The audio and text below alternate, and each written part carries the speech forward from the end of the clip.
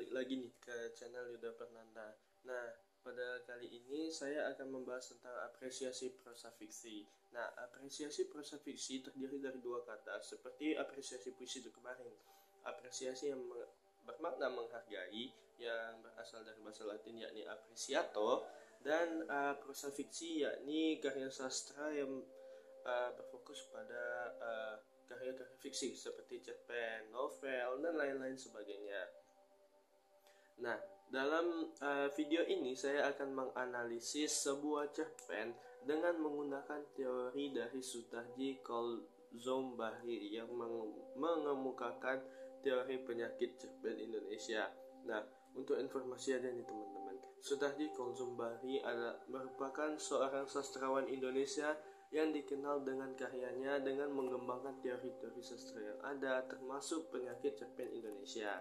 Nah, teori ini mencoba mengurai berbagai unsur dalam cerpen yang ada di Indonesia nih, dan memberikan pandangan kritis terhadap perkembangan cerpen dalam literatur di Indonesia. Nah, dalam analisis cerpen pada kali ini, saya menganalisis cerpen yang berjudul Angsa yang Setia yang ditulis oleh Suwarso. Nah, dalam analisis cerpen kali ini, saya mengemukakan abstraksi, yakni cerita pada cerpen ini merupakan cerita pendek yang mengisahkan tentang perjuangan pasangan angsa dalam menjaga telur-telur mereka. Ya, dalam cerpen ini menggunakan hewan sebagai penokohannya, yang dimana nanti angsa tersebut setelah telur mereka menetas dan melindungi anak-anak mereka dan menghadapi berbagai rintangan dan kehilangan nih. Tema dari cerpen ini sendiri memiliki tema yang cukup sedih serta alur yang dimulai dari pengantar, yakni pasangan angsa tadi, ayah dan ibu angsa, mengerami telur-telur mereka. Lalu ada konflik, klimaks, dan penyelesaian dari masalah tersebut. Nah, latar dari tempat cerpen ini berada di pinggir danau, yang dimana cerpen ini seperti cerpen anak-anak pada umumnya ya. Nah, penyakit cerpen Indonesia yang ada dalam cerpen ini berisi plot.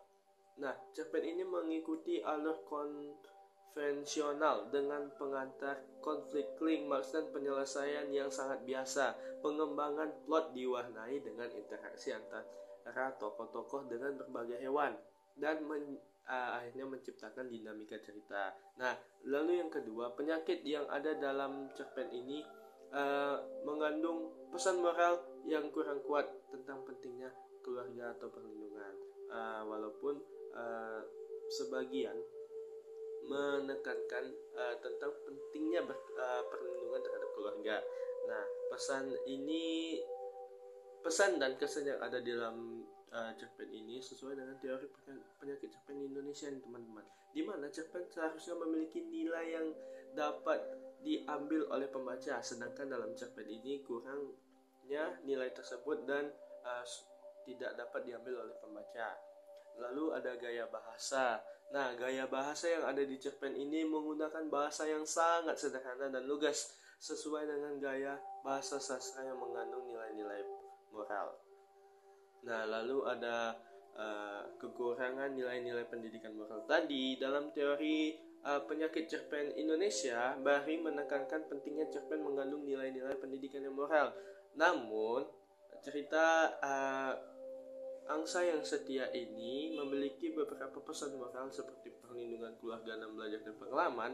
Pesan-pesan ini mungkin lebih bisa diperkuat dan lebih jelas dipaparkan. Lalu yang kedua ada tokoh tidak terdefinisi dengan jelas. Nah, dalam cerpen ini karakterisasi tokoh-tokoh belum terlalu mendalam, meskipun kita tahu atau dalam cerpen ini mereka adalah angsa yang menggunakan penokohan hewan. Kita tidak diberikan banyak informasi tentang kepribadian, latar belakang, dan konflik internal yang ada di dalamnya. Nah, hal ini dapat mengurangi daya tarik emosional dan identifikasi pembaca terhadap tokoh-tokoh yang ada di dalam cerpen ini. Lalu selanjutnya ada konflik yang kurang kuat dan terarah. Nah, cerpen ini melibatkan beberapa konflik seperti interaksi dengan hewan lain, yang mengganggu atau serangan elang. Nah, serangan elang ini merupakan konflik yang terjadi dalam cerpen ini. Nah, konflik ini mungkin kurang berkembang dan terarah dengan jelas. Nah, sehingga konflik-konflik ini bisa mungkin lebih dikembangkan untuk menciptakan ketegangan yang lebih intens, seperti cerpen-cerpen yang memiliki konflik yang kompleks, seperti cerpen-cerpen lain memiliki konflik kompleks di dalamnya. Nah, akibatnya pembaca tidak terbawa lebih dalam ke dalam plot cerita. Lalu ada pengembangan karakter yang sangat kurang, di mana selain karakterisasi yang kurang mendalam, ada juga potensi untuk mengembangkan perubahan karakter yang lebih nyata nih. Nah, terutama dalam hubungan antara ayah dan anak angsa.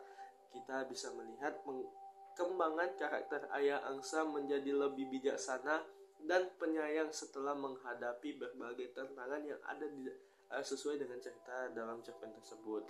Lalu ya seperti yang sudah dijelaskan tadi, penggunaan bahasa yang kurang menarik nih. Bahasa dalam cerita ini tergolong cukup sederhana dan deskriptif, namun penggunaan bahasa yang lebih kreatif, variasi bahasa, gaya bahasa, dan dialog lebih hidup seharusnya mampu meningkatkan daya tarik cerita. Nah, dalam cerpen ini tidak memiliki bahasa yang kreatif dan tergolong dalam sederhana, sehingga menjadi salah satu unsur dalam penyakit cerpen di Indonesia. Lalu yang terakhir ada tema yang kurang konsisten. Ya, seperti yang sudah saya bilang tadi, walaupun memiliki tema keluarga, perlindungan, dan belajar dari pengalaman, ada beberapa elemen cerita seperti interaksi dengan hewan lain mungkin tidak sepenuhnya mendukung dalam tema ini. Pengembangan tema yang lebih konsisten dapat memberikan kesan yang lebih kuat kepada pembaca, sehingga dapat menambah daya tarik dari cerpen ini. Ya, walaupun cerpen ini dikhususkan untuk anak-anak, bukan yang untuk pembaca kalangan remaja, yang mana seperti yang kita tahu tokohnya saja menggunakan hewan di dalamnya. Berarti ini merupakan cerpen yang dikhususkan untuk anak-anak.